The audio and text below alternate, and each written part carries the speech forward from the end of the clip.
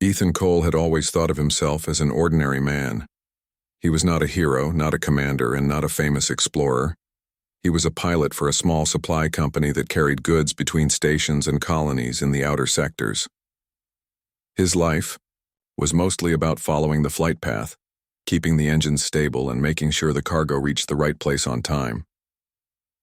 That morning, his assignment was simple: deliver a shipment of food and mechanical parts from Station Halberg to a mining outpost near the border. The route was quiet, with no reports of pirates or storms. Ethan expected nothing unusual. He even told himself he might take a nap once the autopilot was steady. But space has a way of changing plans. Hours into his trip, the sensors screamed with alarms. A sudden wave of energy came out of nowhere, like a storm, but with no warning. Bright streaks of light filled the view outside the cockpit, twisting like ribbons of fire across the stars. Ethan's ship rattled hard, as if a giant hand had grabbed it and refused to let go. "Not good," Ethan muttered, gripping the controls.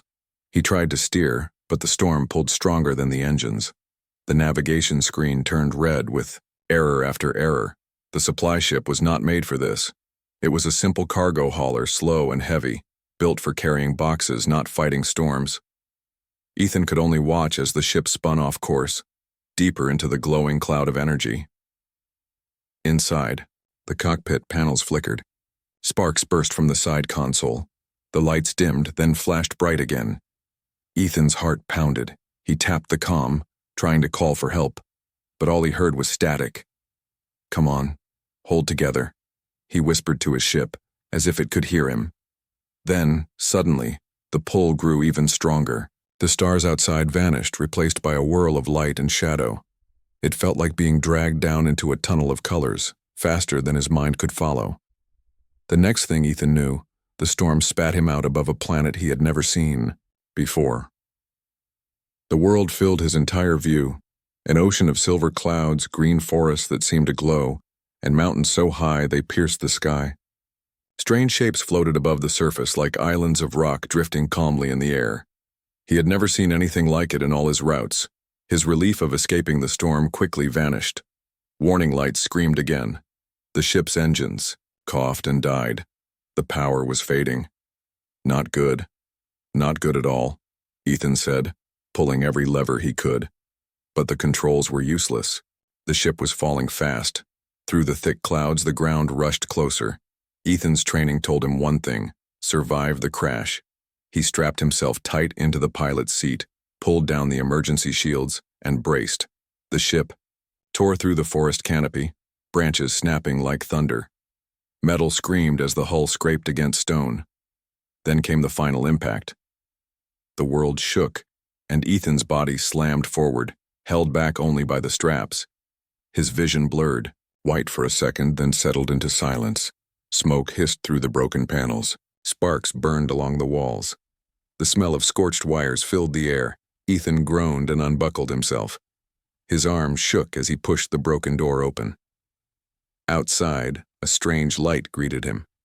The forest was alive with colors he had never seen before: trees glowing faint blue, flowers that pulsed with green light, and streams of silver water that sparkled like glass. He stumbled out, breathing in deeply. To his surprise, the air was fresh. He expected poison or a harsh atmosphere, but instead it felt cleaner than Earth's air, crisp and cool. "Okay. At least I won't suffocate," he said to himself. But survival was still uncertain. His ship was broken beyond repair. The hull was bent, the engine torn apart, and the comm was nothing but a useless block of melted metal. Ethan grabbed his small pack of emergency supplies. It wasn't much: a water filter, some rations, a flare gun, and a handheld scanner. He looked around, trying to get his bearings. The glowing forest stretched in every direction. Strange calls of animals echoed through the trees. The floating mountains above seemed to hum softly, as if alive. For a moment, Ethan felt small, lost in a place that did not belong to humans. Then, the hairs on his neck stood up. He was being watched. It was not a sound, not a movement, but a feeling, like eyes pressing against his back. Slowly, he turned. Nothing. Just glowing trees and soft wind, but the feeling did not leave. Ethan started walking, careful with each step. His boots pressed into glowing moss that lit up brighter under his weight. Birds, or something like birds, darted past, leaving trails of golden sparks in the air. "Where am I?" he whispered. His voice sounded small in the vast forest. He tried to calm himself by focusing on survival. Shelter, water, food. He followed the silver stream, knowing water meant life. As he bent down to check it, he froze again. Across the stream, shadows moved. Figures stepped out from behind the glowing trees. Tall, silent, and unlike anything he had seen before. Their bodies shimmered, part crystal and part flesh, like statues that could walk. Their eyes glowed faint white, fixed on him. Ethan's heart raced. He raised his hands slowly, showing he had no weapon except the flare gun at his side. Hello?" he said carefully. His voice shook. The figures did not answer. They only stood, watching him, as if deciding what he was. Then, in perfect unison, they raised their arms. Light shone from their hands, forming a circle around Ethan. Ground beneath him pulsed with energy. He wanted to run, but his legs refused. It was not fear alone. It was as if the ground itself held him still. The figures began to move, surrounding him. Their steps made no sound, yet the forest responded. The trees leaned slightly, the glowing flowers turned toward them, and even the stream shimmered brighter. Ethan realized something chilling. The planet itself was reacting to them. One of the figures stepped closer. Its eyes glowed brighter, and for a moment Ethan thought he saw something more. Shapes of cities, palaces, and voices whispering in a language he could not understand. His mind spun. Who were they? What did they want with him? Before he could ask, the figures turned together and gestured for him to follow. Ethan hesitated. He could stay by his broken ship, lost and helpless, or follow these strange beings into the unknown. He let out a long breath and nodded. "All right, lead the way." And so, with his heart heavy and his mind full of questions, Ethan stepped away from his ruined ship and followed the silent guardians deeper into the glowing forest. Somewhere far ahead, unseen, a presence stirred. Watching, waiting. And when she felt the human's first steps on her world, the alien queen whispered softly, "At last." Ethan's feet sank slightly into the glowing moss with every step, and the pulse of light beneath his boots seemed to echo the rhythm of his own heartbeat. The tall, crystal-like figures moved ahead of him with ease, their shapes reflecting the gentle light of the forest. Every now and then, the streams of silver water turned toward him, flowing as if guiding him forward. He could not understand what he was seeing. "Okay. Just a little walk in a magical forest," he muttered under his breath, trying to convince himself it was not terrifying. Yet even as he tried, a shiver ran down his spine. They moved in silence for a long while, through dense woods where trees bent slightly under unseen weight, and luminous flowers opened as if sensing their presence. The air smelled fresh but strange, carrying hints of minerals and something sweet like honey. Ethan noticed strange shapes moving in the distance, large creatures floating between the trees, their wings transparent, glowing faintly. They did not approach. They just watched, then vanished. He wanted to ask the figures questions, but they did not speak. Words might have been useless anyway. Their eyes, shining like pale crystals, seemed to understand him in ways no human could comprehend. After what felt like hours, the forest opened into a wide valley. In the center rose a palace unlike any Ethan had ever imagined. Its towers were carved from living stone, twisting elegantly upward, glowing faintly with colors that seemed to shift with every angle of light. Bridges of light connected floating, platforms in midair, and waterfalls of liquid silver fell from great heights, disappearing into the clouds below. The palace seemed alive. Ethan swallowed hard. I can't believe this," he whispered. This isn't real." But it was real. He could feel the energy of the place vibrating through his body. The moss under his feet shimmered, brighter as he approached, as if welcoming him. The crystal-like guardians moved ahead, parting to let him enter. The doors of the palace opened silently, revealing a vast hall. Light came from every direction, yet there were no visible sources, just an ethereal glow that seemed to emanate from the walls themselves. The floor was smooth, reflecting the shimmering ceiling above, which twisted like a galaxy frozen in time. And there, in the center of the hall, stood Queen Serylith. She was tall, taller than any human could be, her skin shimmering like liquid silver. Her hair flowed like strands of light, and her eyes glowed softly like twin stars. She did not walk toward him. She merely waited, radiating power and grace. Her presence was so overwhelming that Ethan's knees felt weak. For a moment, he could only stare. You are real," he finally managed to say. Queen Serylith inclined her head slightly, her voice soft but carrying through the hall like a melody. "Yes, and yous are here." Ethan blinked. I didn't mean to come here. It was an accident. I got caught in a storm. I have no idea how I landed on your planet." The Queen's gaze did not waver. She smiled faintly. "That is true, yes. Yet you have arrived at the exact moment we have waited for." Ethan frowned, taking a cautious step forward. "Waited for me?" "Yes," she said simply. "At last, you have come." The words made his head spin. He opened his mouth to speak, but the Queen raised a hand, gesturing for him to pause. She motioned toward the glowing hall. As he followed her gesture, Ethan noticed the walls were not walls at all. They were alive. The patterns in them shifted, showing visions of mountains, rivers, forests, and cities. Shapes moved within the light, telling stories he could not fully understand. You knew I would come?" Ethan asked, his voice trembling. "Yes," Queen Serylith replied. "Your arrival was foretold long ago." Ethan shook his head. I'm just a pilot. I don't know anything about prophecies. I don't even belong here." The Queen's smile softened, and for the first time she stepped closer. Her movements were graceful, silent, almost floating. "Belonging is not always a matter of choice, human. Sometimes the universe chooses for us, and sometimes those choices arrive in ways we do not understand." Ethan felt the weight of her words. He glanced around, noticing that the light in the hall seemed to respond to her presence, pulsing gently as she moved. The crystal guardians lined the walls, watching him carefully, yet without hostility.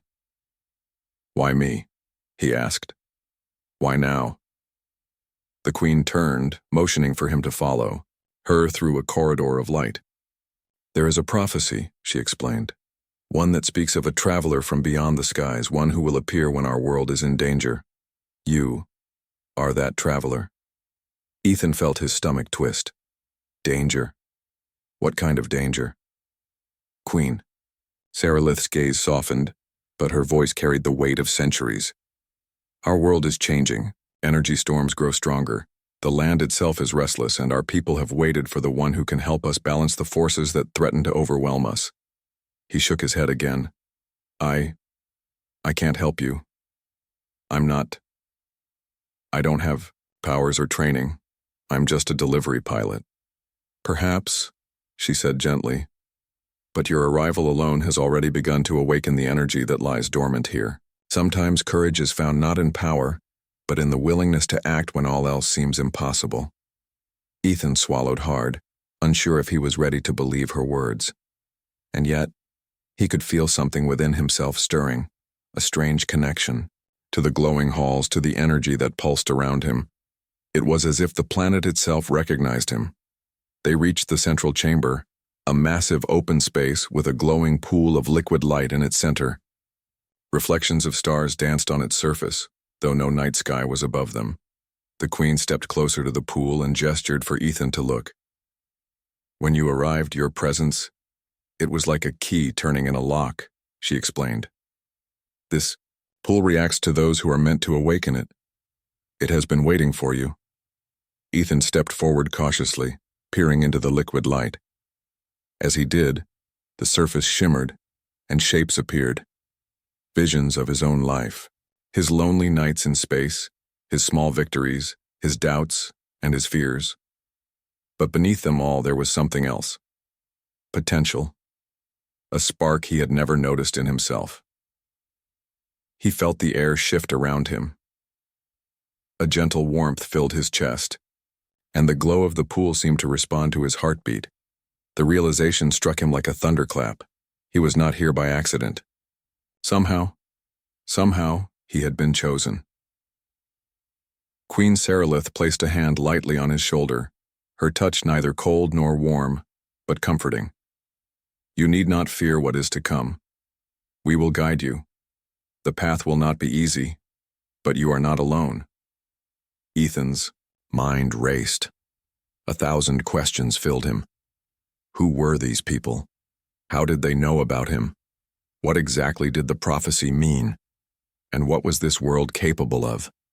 Yet even in the midst of confusion, one thought grew stronger than the rest.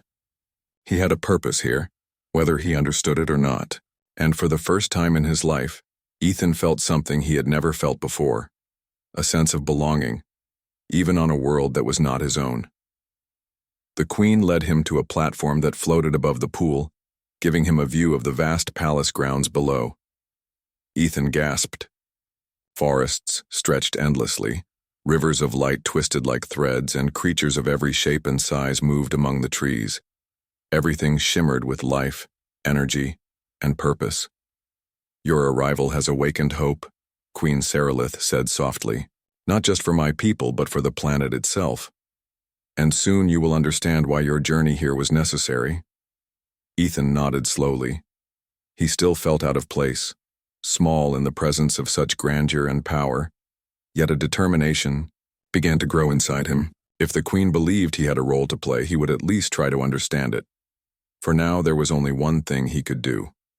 Follow the Queen, learn what he must, and face whatever mysteries this glowing world held.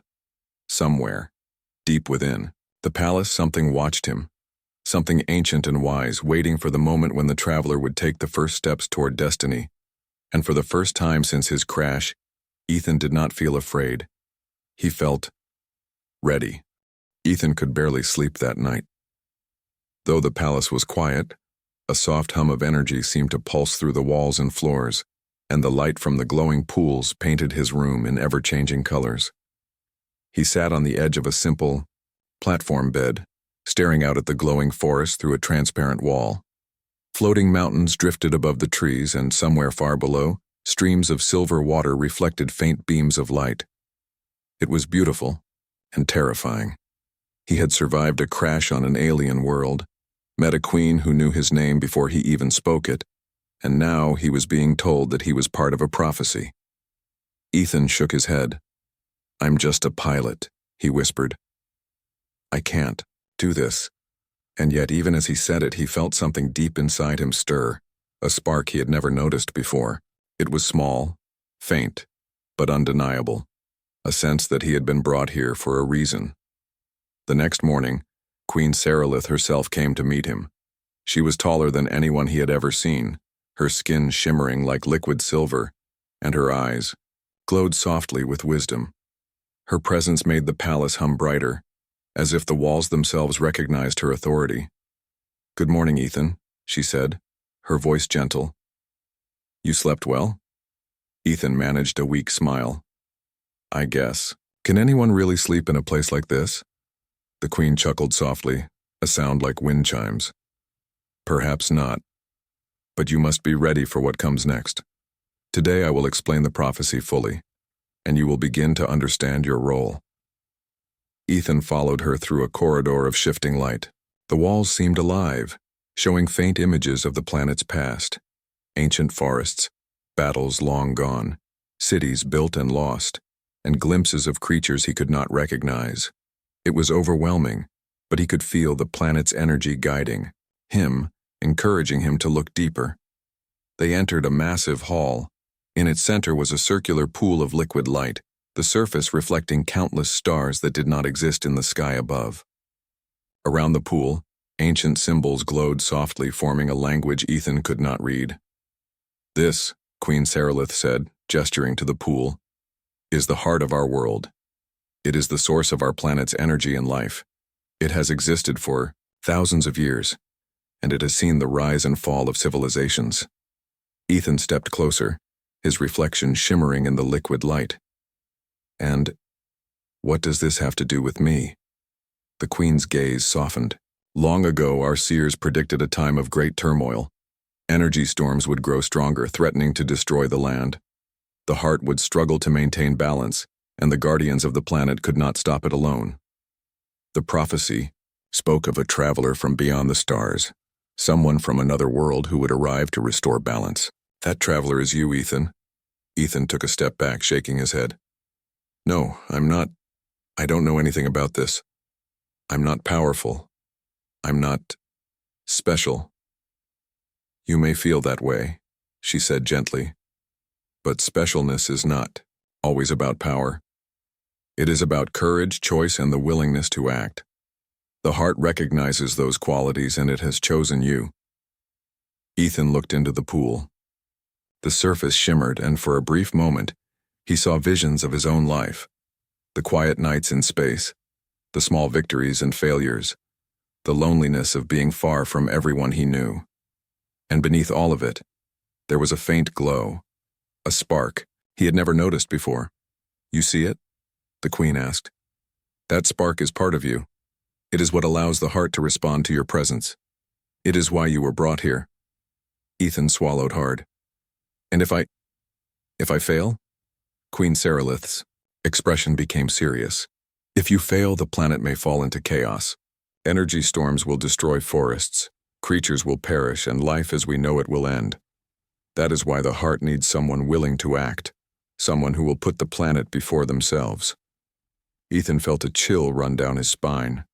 The responsibility was enormous. He had survived a crash and followed glowing creatures into a palace. Now he was being told that the fate of this world rested on him. He looked up at the Queen. "But why me? Why not one of your own people?" "The heart can only respond to someone from outside," she explained. "Its energy is tied to balance. And balance requires a perspective unbound by the ways of our world. You are the one it has chosen, Ethan, not by chance, but by purpose." The words were difficult to believe. He had spent his life following instructions, delivering cargo, and avoiding trouble. Now he was at the center of an ancient prophecy, expected to save an entire world. "You must learn," Queen Saralith continued, "to connect with the heart, to feel its energy, and to act in harmony with it. That is why you are here." She stepped closer and extended her hand. "Will you try?" Ethan hesitated. Every logical part of his mind screamed no. He was just a human, far from home, surrounded by beings who were taller, stronger, and wiser than him. And yet, something deep inside urged him forward. He placed his hand in hers. The moment he did, a wave of warmth passed through him. The light from the pool responded, swirling around his hand and wrist. The symbols etched around the pool glowed brighter, and Ethan felt a connection he could not explain. The energy pulsed through his body, not painfully, but as if the planet itself was speaking to him. Thoughts and feelings that were not his own filled his mind. Visions of forests and creatures, storms and calm skies, the growth and decay of life. It's incredible," Ethan whispered. "Yes," Queen Saralith said softly. "And it is only the beginning. To save the planet, you must learn to guide this energy, not control it.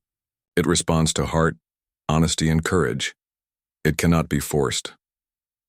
Ethan nodded slowly, trying to absorb her words. He had never imagined anything like this. Back on Earth or in space, he had never faced a choice so enormous, a responsibility so great, but "I don't even know how to start," he admitted. "You will," the Queen said. "The heart will teach you, as it teaches all who are chosen. But first you must understand the nature of the storm that approaches. It is not just energy, but imbalance. The land, the skies, the creatures, All are connected. If even one part suffers, the rest will follow. That is why your presence is vital. Ethan felt a mixture of fear and determination. He had survived accidents before, but nothing like this. Nothing that demanded more than courage and honesty. He realized that power alone would not save the planet. Only understanding and choice. Could Queen Saralith led him to a high platform overlooking the valley. The forests below glowed softly, the rivers of silver winding through them like veins of light. In the distance, the floating mountains hovered calmly, but Ethan noticed something unsettling. Dark clouds gathering at their peaks, faint streaks of energy dancing like lightning. The storms are growing stronger, the Queen explained. They are spreading from the core of the planet. If left unchecked, they will reach the forests, the cities, and the heart itself. Ethan swallowed hard. He had seen storms before, in space and on planets, but these were different. They seemed alive, reacting to the land, moving with intent. Can the heart stop them? He asked. It can, the Queen said, but it needs a guide. That is why you are here. You are not alone, Ethan, but you must take the first step.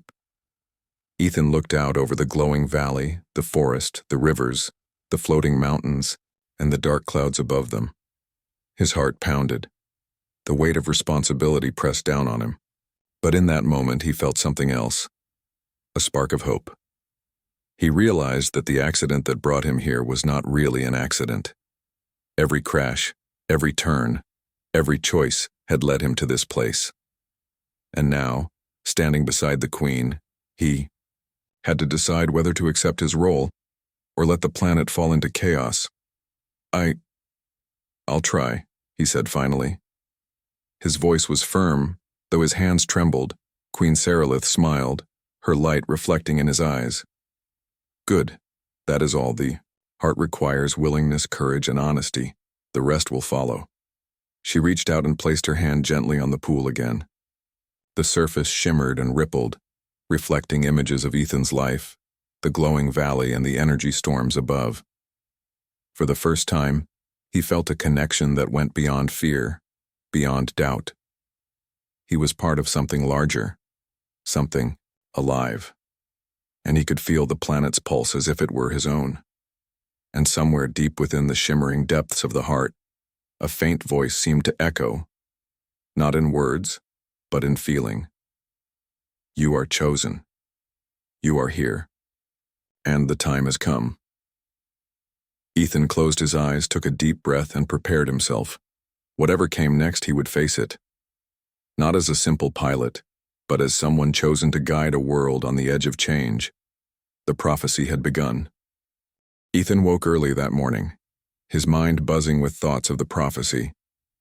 The palace was quiet, but the soft glow of the walls seemed to pulse with anticipation. He dressed quickly, pulling on a simple tunic provided by Queen Saralith's attendants. Today he was to face something that both excited and terrified him, the trial of the planet. The Queen met him in the central hall. Her presence was calm and steady, as if she had already faced every storm the universe could bring. Ethan felt both reassured and intimidated. Are you ready? She asked, her glowing eyes studying him. I think so, Ethan replied, though his voice shook slightly. What exactly will happen? The Queen's expression grew serious. The trial of the planet is not a test of strength nor of skill. It is a test of heart, honesty, and courage. The land itself will judge you. You will see visions of your past, your fears, and your choices. You must face them without hiding. Only then will the heart recognize you as a guide worthy of its energy. Ethan swallowed hard. And if I fail? Failure is part of learning, she said gently. But the trial is not cruel. It is revealing. You will see truths about yourself you may not yet know. That is why it is important. He nodded slowly, trying to steady his nerves. He had survived a crash, met an alien queen, and discovered he was part of a prophecy. Surely he could face visions of himself. The queen led him to a massive chamber at the edge of the palace. The room was circular, and at its center was a pool of liquid light, brighter and more vibrant than the one he had seen before. Around the pool were symbols etched into the floor, glowing faintly. "This is where the trial begins," she explained. "Step into the light, Ethan. Let the planet guide you." Ethan hesitated. The pool shimmered, reflecting not only the chamber but also his own face. He could see his fear mirrored in the liquid light. Taking a deep breath, he stepped forward. The moment his foot touched the glowing surface, the world shifted. He was no longer in the chamber.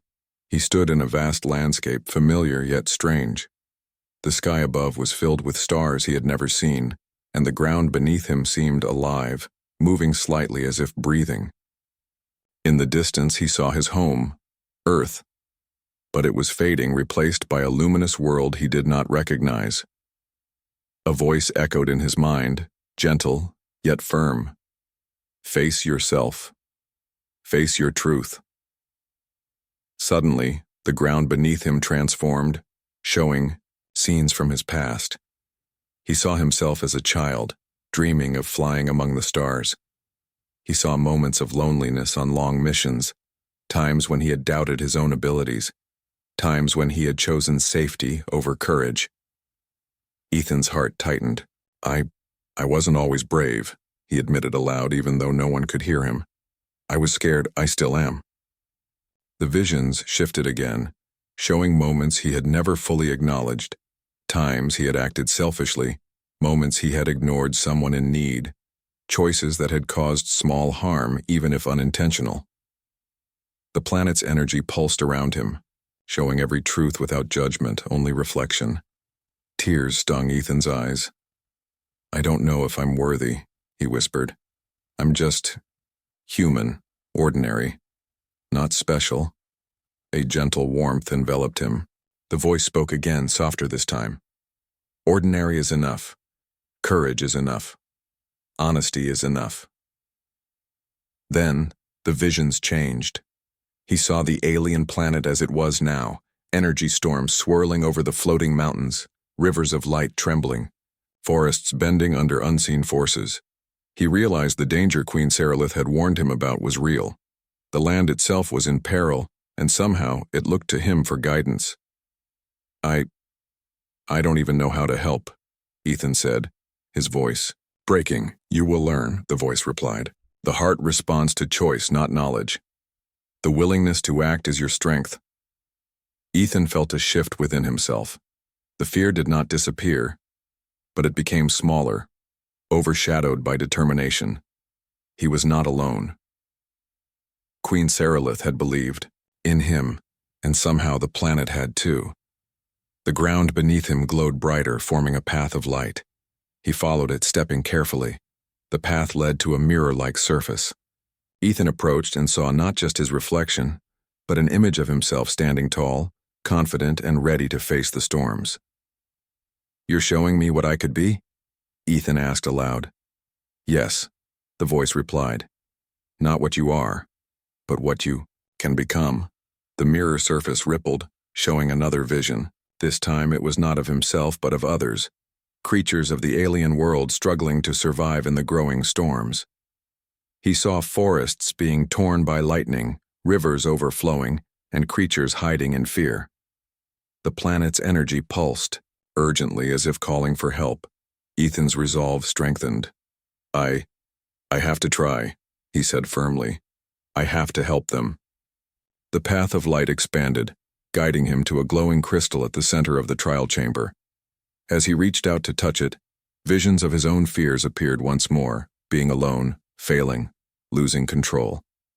His hand trembled, but he remembered the Queen's words. The heart responds to courage and honesty. He closed his eyes, took a deep breath, and reached forward. The crystal's light flowed into his hand, spreading warmth and energy through his body. The visions did not vanish, but they no longer frightened him. Instead, they showed him possibilities, choices he could make, actions that could protect the planet, and the strength he did not know he possessed. Ethan felt the energy of the planet surround him, not controlling him, but connecting with him. The heart recognized his willingness, his honesty, and his courage. He was part of it now, not as a master, but as a guide. The world around him shifted again. He was back in the chamber, standing before Queen Saralith. The pool of liquid light glowed softly, its energy calm and steady. The symbols etched into the floor shimmered as if acknowledging his success. "You have done well, Ethan," Queen Saralith said, her voice full of warmth. "The trial is complete. You have faced yourself, your fears, and your choices. The heart recognizes you as a guide worthy of its energy." Ethan's knees felt weak, but he stood tall. I did it?" "Yes," she said, smiling. "And now you understand.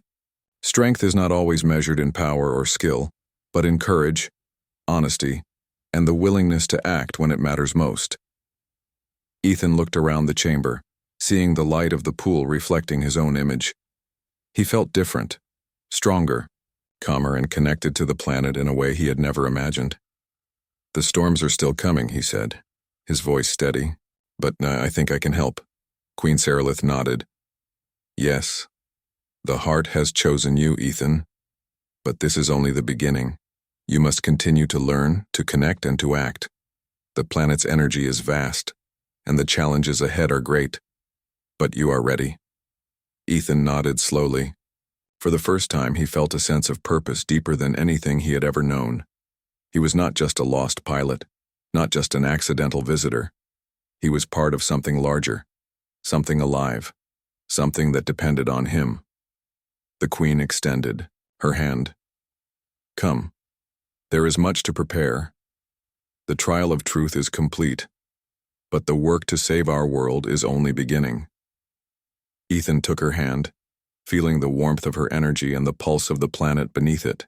Together they walked toward the palace exit, ready to face the growing storms and the challenges that awaited them.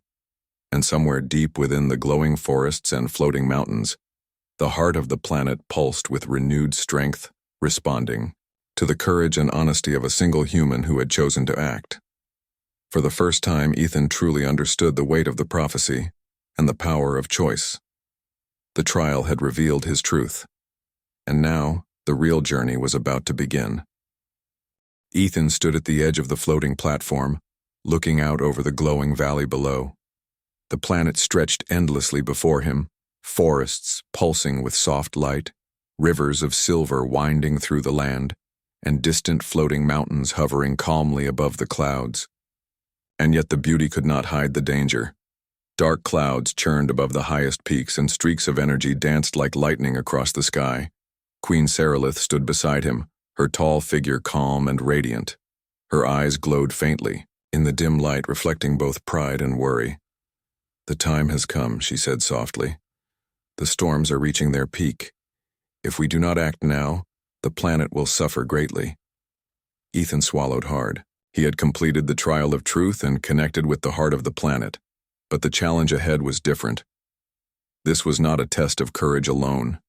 It was a test of choice, responsibility, and sacrifice. "What do we need to do?" He asked, his voice steady despite the fear twisting in his chest. Queen Saralith led him to the central chamber of the palace, where the heart of the planet pulsed brightly in its liquid light. Symbols etched around the pool glowed as if alive, responding to their presence. The energy from the heart filled the room, warm and powerful, vibrating with life. "To stabilize the planet," the Queen explained, "we must merge our energies. I can join my essence with yours, creating a link that will allow the heart to channel its power fully. The storms can then be calmed, and the land will recover. But there is a cost. Once merged, you will be tied to this world. You may never return to Earth." Ethan's heart raced. He had thought about this moment, but never in such concrete terms. To stay meant giving up his old life, leaving behind the stars and planets he had known, the people he had loved, and the freedom he had always taken for granted. Yet to leave meant risking the planet's destruction. He shook his head. I don't know if I can make that choice." Queen Saralith placed a gentle hand on his shoulder. "The heart does not force anyone, it respects choice. Courage is found not in obeying commands but in choosing what is right, even when it is difficult. Ethan looked at the glowing heart, seeing reflections of the forests, the rivers, and the creatures that depended on it. He remembered the creatures, hiding from the storms, the glowing trees bending under energy strikes and the rivers trembling like glass. He felt the pulse of the planet in his chest like a heartbeat matching his own. "I can't just leave them," he whispered. The Queen nodded. "Then you are ready. The choice is yours, Ethan. Act with honesty, with courage, and with love for life. The heart will respond." Ethan stepped forward, taking a deep breath. The heart's energy seemed to swirl around him, responding to his intent, waiting for his decision. He reached out slowly, touching the surface of the pool. A surge of warmth flowed through him, wrapping around every fiber of his being. The room shifted. Visions appeared within the liquid light, his past, his life on Earth, and everything he loved. Then the visions shifted again, showing the future. A world healed, forests vibrant, rivers flowing, creatures safe. And finally, he saw the two possibilities clearly. One path led him back to Earth, alone, with the planet falling into chaos. The other path led him to stay, to merge with the Queen, and save the planet forever. Ethan's breath caught. The weight of the decision pressed down on him, almost unbearable. He thought of his friends and family, the stars he had flown among, and the life he had known. Yet he could not ignore the beauty of this world, the beings who had welcomed him, or the creatures who could die if he turned away. He closed his eyes, focusing on the heartbeat of the planet beneath his feet. It was steady, patient, waiting for him to choose. I choose to stay," he said finally, his voice firm. "I will merge with you. I will help save this world." Queen Saralith's eyes glowed brightly, and she smiled. "Then we begin." Queen extended her hands, and Ethan placed his own palms against hers. The moment their skin touched, energy surged between them, a current of light and warmth that filled the chamber. The heart of the planet pulsed in response, sending waves of energy through every crystal, tree, and river across the world. Ethan felt his mind expand, connecting to the land, the skies, and the creatures. He could feel the energy storms twisting across the floating mountains, and he could sense the smallest movements in the forest below. Every leaf, every river, every living being was connected through the heart, and he was now part of it. The connection was overwhelming. His body trembled under the flow of power, but he focused, grounding himself in the Queen's presence and the heartbeat of the planet. Slowly, steadily, he felt the storms calm. Energy that had been chaotic and dangerous began to flow in harmony with the land. Lightning strikes became soft sparks. Rivers regained their calm, and forests lifted their glowing branches toward the sky. Ethan opened his eyes and saw the palace glowing brighter than ever, reflecting the healing of the entire planet. The creatures of the land emerged from their hiding places, sensing the change. Birds with translucent wings flew in graceful arcs, small animals scampered through the glowing grass, and the rivers sparkled with renewed energy. He realized, with a sense of awe, that he had helped save this world, not with weapons or force, but with choice, courage, and connection. The Queen's voice whispered in his mind, gentle and proud. "You have done well, Ethan. The heart recognizes you as a true guide." Ethan smiled, feeling a sense of peace he had never known.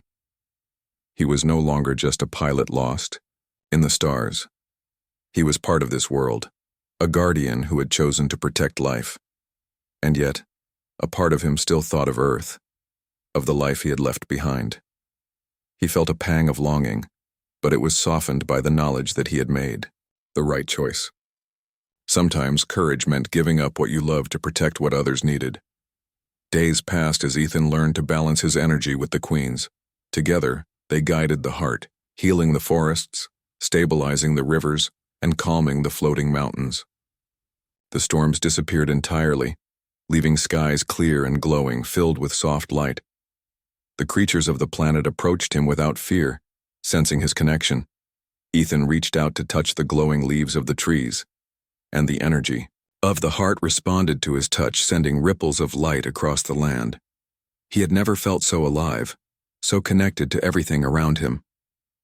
Queen Sarilith watched him with quiet pride. "You have done more than I could have imagined," she said. "This world owes you its life, Ethan."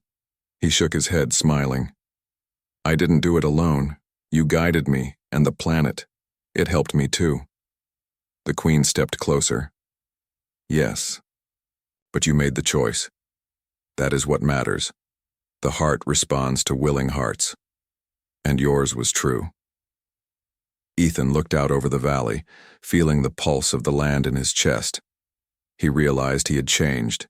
He was no longer the ordinary human who had crash-landed by accident. He was a part of something extraordinary, a bridge between worlds, a protector of life. As the sun rose over the floating mountains, painting the clouds in gold and pink, Ethan felt a sense of calm he had never known. The storms were gone. The planet was safe, and he had chosen a path that mattered. Queen Sarilith stood beside him, her hand brushing against his. "At last," she said softly, her eyes glowing with pride and relief. Ethan smiled. "At last," he echoed. Together, they looked out over the glowing valley, knowing that the planet would thrive, that life would continue, and that the bond between human and alien, between courage and choice, had saved a world. The prophecy had been fulfilled, not through power or force, but through honesty, bravery, and the willingness to act when it mattered most. Ethan had become more than a traveler. He had become a guardian, a hero in his own way, and a symbol of hope for a world that had waited centuries for someone just like him. And as the light of the sun touched the highest floating mountains, Ethan knew that though he might never return to Earth, he had found a home, a purpose, and a connection that would last forever. The planet, the heart, and the Queen all acknowledged it silently. A human had arrived, had chosen, and had saved a world. Ethan had become extraordinary,